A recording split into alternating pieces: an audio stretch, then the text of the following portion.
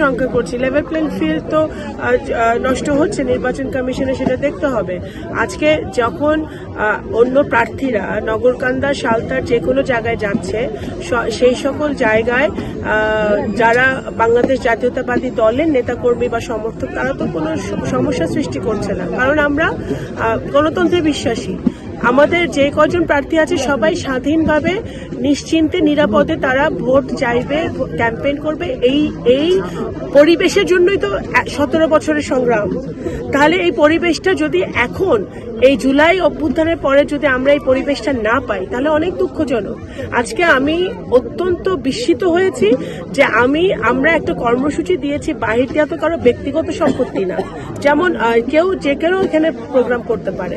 আমরা গিয়েছি, সেখানে প্রথমে বালি দিয়ে রাস্তা বন্ধ করে রাখা হয়েছিল, সেই বালি আমাদের নেতাকর্মীরা সরিয়েছে।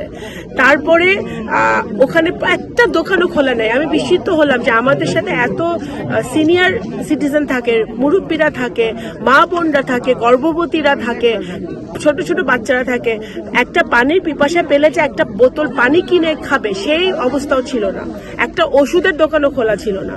তো সেইটার জন্য এইটা অত্যন্ত অমানবিক কাজ।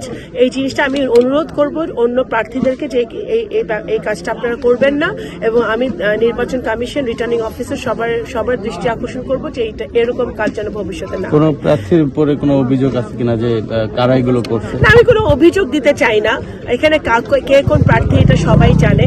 আপনারা দেখেন নগরকান্দায় এমএন একাডেমিতে আজকে যে মিটিং হয়েছে, সেই মিটিংয়ে কিন্তু পারমিশন তারা প্রথমে পেয়েছিল না, কারণ সরকারি প্রতিষ্ঠানে পারমিশন দেয় না নির্বাচন কমিশন, এটাই নিয়ম।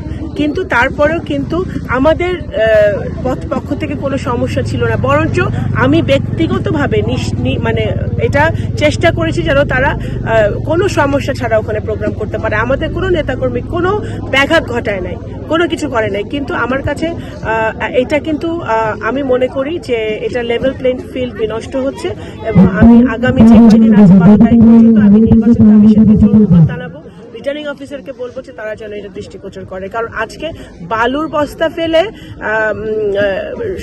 মানে রাস্তা বন্ধ করে রাখবে, সেটা তো আওয়ামী লীগ করেছে ফ্যাসিবাদের সময়, যখন বেগম খালেদা জিয়ার বাড়ির সামনে বালি ফেলে। সেটা তো আমরা এখন এই স্বাধীন দেশে, গণতন্ত্র যেখানে আমরা চাচ্ছি, গণতান্ত্রিক পথে দেশ হাঁটছে, ভোটাধিকারের জন্য আমরা ভোটের পথে মানুষ হাঁটছে, সেটা আমি এক্সপেক্ট করি না। প্রশাসনের ভূমিকা নিয়ে কোনো প্রশ্ন আছে কিনা? প্রশাসন ভালো ভূমিকা রাখছে, প্রশাসন নিরপেক্ষ আছে। প্রশাসন যেখানে যে কমপ্লেইন আমরা পাচ্ছি, যদি কোনো আমরা অসঙ্গতি দেখব, আমরা সেটা প্রশাসনকে জানাচ্ছি, প্রশাসন সেটা দেখার চেষ্টা করছে নিরপেক্ষভাবে। আমি প্রশাসনের ব্যাপারে আমার কোনো সমস্যা নেই।